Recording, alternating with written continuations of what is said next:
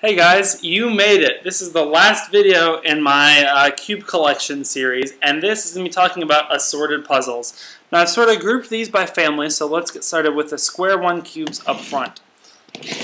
So, this is the standard square one puzzle.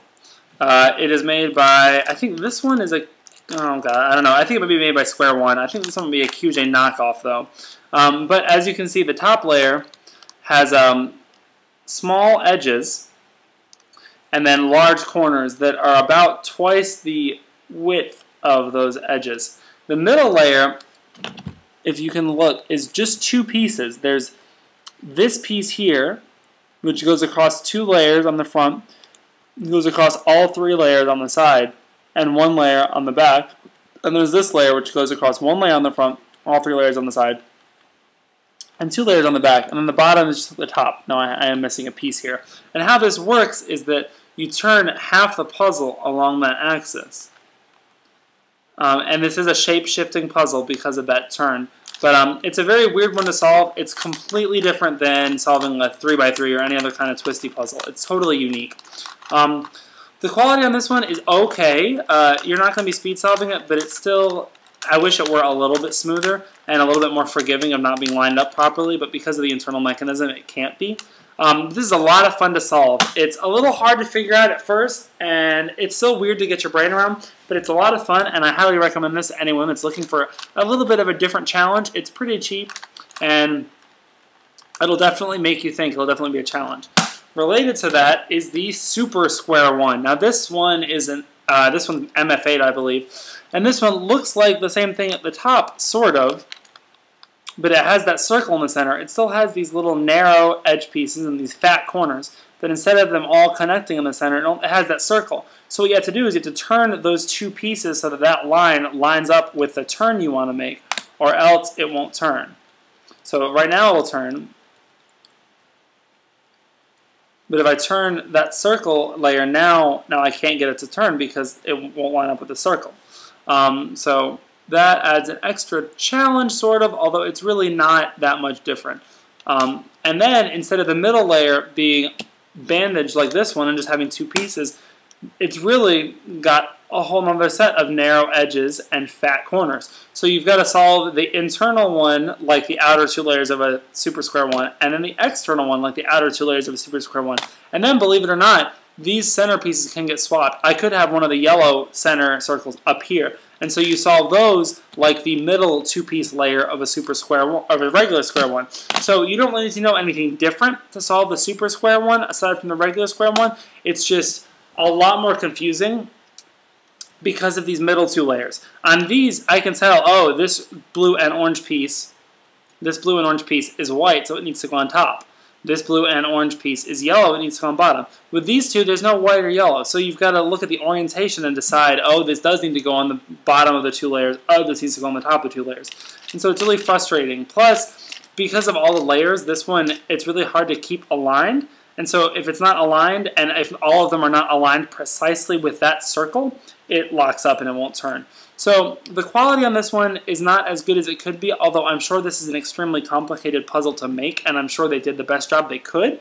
It's just because of the mechanism this uses and because of it having 4 layers full of pieces, it's really complex and really hard to make, that you're not going to be speed solving it, and it does lock up a lot. It does take a lot of force to turn. I find myself not solving this one often because it's not any different in terms of the challenge and how you solve it than a regular one. It's just doing it more often and being more frustrated. But it's still a fun puzzle to solve, and if you like the Square One, I would definitely recommend getting this and giving it a try. And related to that is the 3x3x2 Super Square One by QJ.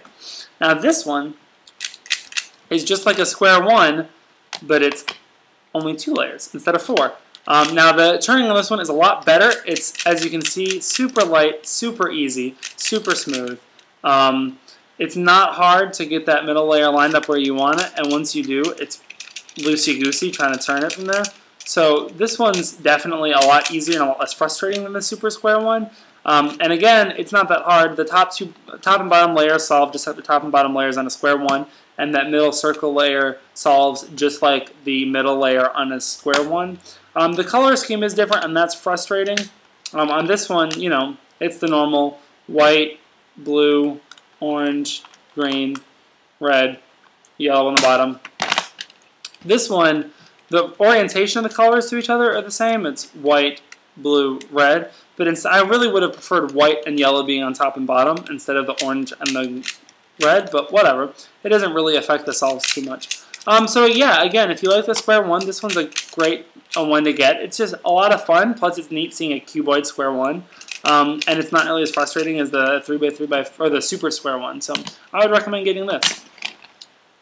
Alright, next are my two Scube puzzles. I have the regular Scube and the Master Scube. This one is by QJ, and the quality's pretty good. I think one of the red centers, I think this red center is not quite manufactured right. When I got it in the mail, it was in the original box that the puzzle was manufactured in, but it was the piece had popped out, and these pieces are really, as you can see, really easy to pop. So that's not a big deal, but I just think it's this piece, there's something about it that's just a little bit off in terms of the manufacturing because it often pops and it's always the red side that pops. Also, one of these corner caps always tends to come off, but I can just do something to keep that to stay on. But it's an interesting puzzle.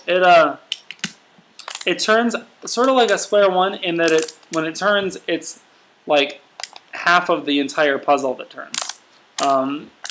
And it is weird to solve. You have to learn completely new stuff to solve it, but it's not challenging at all. I use MonkeyDude1313's one algorithm solution, and it only takes me like 20 seconds to solve this. He had the official unofficial world record for a while with less than 6 seconds, I think, using his one algorithm method. So it's not hard, but it's a lot of fun, and it's definitely a unique puzzle. So it's definitely something worth investing in if you want to collect puzzles that operate differently than a normal 3x3. Related to that is the Master Square one. Now, if this is like a 2x2 of Scubes, this is the 3x3, but that's where that analogy ends. It is not like, solving this is not like solving this the same way that solving a 2x2 is like solving a 3x3. These are two different puzzles in terms of how you solve them. It's just the actual physical operation and functionality is like that. Because this one, you turn it around a corner, and this one, you turn it around a corner. But on this one, there's only two halves to turn. There's that one and that one. On this one, you can turn either of the two halves, and there's a middle layer there. And that makes it completely different. You do use Scube methodology to solve the four corners in the center on the Master's Cube, but after that, you still need to get all of these pieces into place. There exist very, very few tutorials on this on YouTube. I would like to make one at some point using this guy named Jake Reith's method. He posted it on his blog years ago, but he's not made a real video for it, I don't think. So, I think he made a video showing how the algorithms worked, but it wasn't a tutorial like this is how you solve the Master's Cube step by step. So I might like to put one out there just because I had a real tough time finding a way to solve this. But it's a lot of fun once you can get it.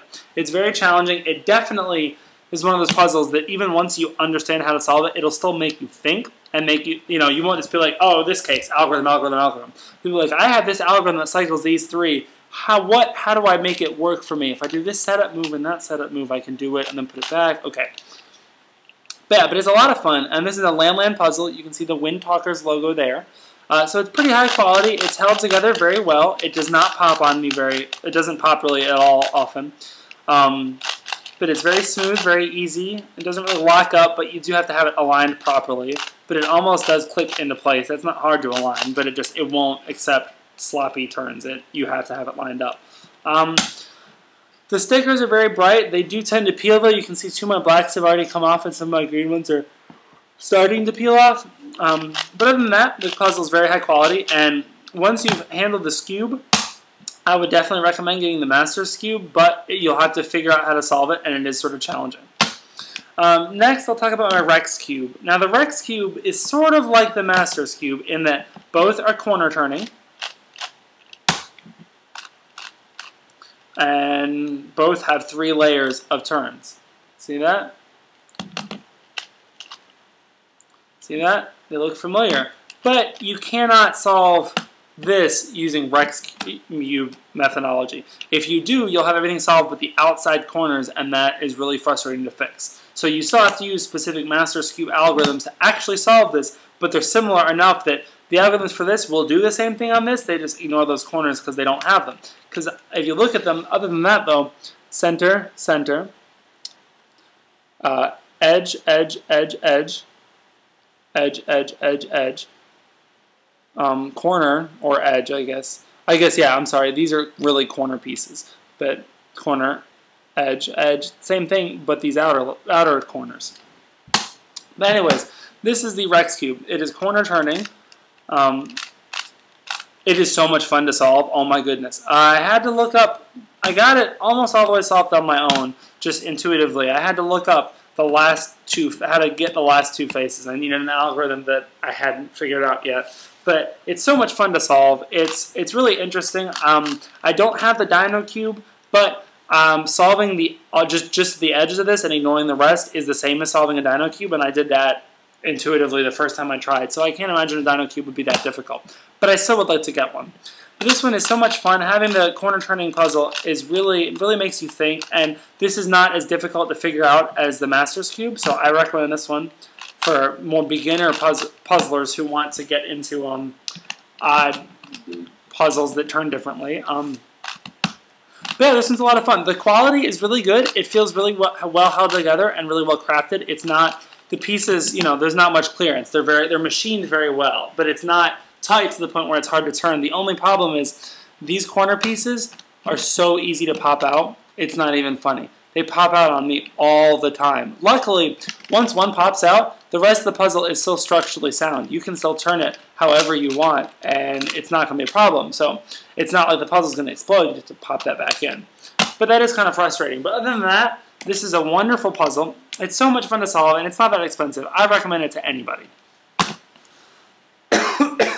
Alright, next we'll talk about my Pyraminx. Now this is a pretty crappy, I think it's a QJ brand Pyraminx, so it's not very good, and I've lost some of the ball bearings, so it doesn't turn very well. So that the quality of this puzzle is not very good, I would recommend saving up and getting like a Mefferts or just a better quality Pyraminx, because this one's pretty frustrating. The turning is sort of oddly clicky, but the pieces don't feel like they're machined very well, so they're loose and floppy. Like, look at this edge piece is almost wanting to come out. It's just not a very well-made puzzle, but as a puzzle itself, Pyraminxes are kind of fun. They're not my favorites. I don't find myself solving it often enough just because it's so boring. Like, they're not hard to solve. It doesn't take long to solve them. And once you sort of figure it out... Sorry, you guys. Once you sort of figure it out, it's pretty easy and pretty mundane, and I just don't find myself solving it that often anymore. But it's still a fun puzzle to pick up, and you do... I know that I do use some of this methodology to solve a Pyraminx crystal, which my brother has. So it's still worth it to learn. Plus, it's still kind of neat because it's a pyramid-shaped puzzle and it's corner turning and stuff. But I don't know. It's just not one of my favorites. But I have it, and it's okay. But I wouldn't get the QJ brand one. Next, I have my Megaminx. Now, this is a QJ brand Megaminx, and for such a cheap puzzle, it's not bad. I think this was like $11, and I know the higher quality like MF8 or Mefferts Gigaminx or Megaminxes are a little bit more expensive, but this one's really not bad. I have lubricated it and broken it in a bit, and it's really not bad. You're not gonna the obtuse angle between the faces is kind of frustrating and it's hard to get around. But once you do get around it, it's a really fun puzzle to solve, and you really don't need to know anything but how to solve a 3x3 to solve this, but it's way more impressive. So I really recommend getting a Megaminx to anybody that wants to. It's so much fun, and it's just a really great puzzle to solve. And related to that is the Gigaminx. Now this is like a Megaminx, it's just whereas this is a 3x3, this is a 5x5. This is an MF8 brand Megaminx, or Gigaminx. It's really high quality. All the turns are great. It doesn't really lock up, and for such a big, complicated puzzle, it is honestly better than I could have hoped it would be. I was really impressed with it when I got it, and it's so much fun to solve. It's at that perfect spot where it's still challenging and still takes a while. It's not like a 3x3, which will take less than 30 seconds, but it's not so long that you get bored. Like, I love my Gigaminx, and this is a really high-quality puzzle. I feel like the Terraminx would get a little too daunting, but the Gigaminx is the perfect size. So this is great. I recommend the MF8 one. I've heard the Cube for You one is not very good, but this one is fantastic, and I really love it, and I recommend it to anyone. And those are my odd, random, miscellaneous puzzles, and I think this sums up my Cube collection video. So thank you guys so much for watching. If you have any questions, let me know, and I hope you guys have a great day.